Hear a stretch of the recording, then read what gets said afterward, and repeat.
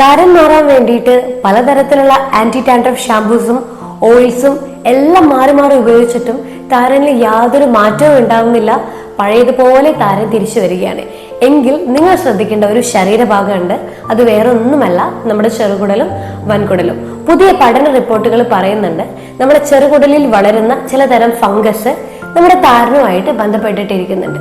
ഞാൻ ഡോക്ടർ ആഷ്ന, എന്റെ ക്ലിനിക്കൽ എക്സ്പീരിയൻസിൽ ഞാൻ കണ്ടിട്ടുണ്ട്. ഓയിൽസ് എല്ലാം ഉപയോഗിച്ചിട്ടും താരൻ മാറാത്തവരോട് ഞാൻ വയറ് ക്ലീൻ ആക്കാനാണ് പറയാറുള്ളത്. അതുകൊണ്ട് തന്നെ അവരുടെ താരനിൽ നല്ല രീതിയിൽ മാറ്റം ഉണ്ടായിട്ടുണ്ട്. അതുപോലെ തന്നെ ഈ താരനുള്ളവർ എപ്പോഴും IgE എന്നുള്ളൊരു അലർജി ആന്റിബോഡി ടെസ്റ്റ് ചെക്ക് ചെയ്യുന്നത് വളരെ നല്ലതാണ്. കാരണം ഈ IgE ആന്റിബോഡി കാരണം കൊണ്ട് നമുക്ക് താരൻ ഉണ്ടാകും. അതുകൊണ്ട് തന്നെ ഓയിൽ ഉപയോഗിച്ചിട്ടും ഷാമ്പു ഉപയോഗിച്ചുകൊണ്ടും താരൻ ഒരിക്കലും നിങ്ങൾക്ക് കംപ്ലീറ്റ് ആയിട്ട് മാറ്റാൻ കഴിയില്ല. മറിച്ച് നിങ്ങൾ ഇതിന്റെ റൂട്ട് കോസ് കണ്ടെത്തി ആ റൂട്ട് കോസിനെ വെച്ചിട്ട് നമ്മൾ ചികിത്സിക്കുകയാണെങ്കിൽ താരൻ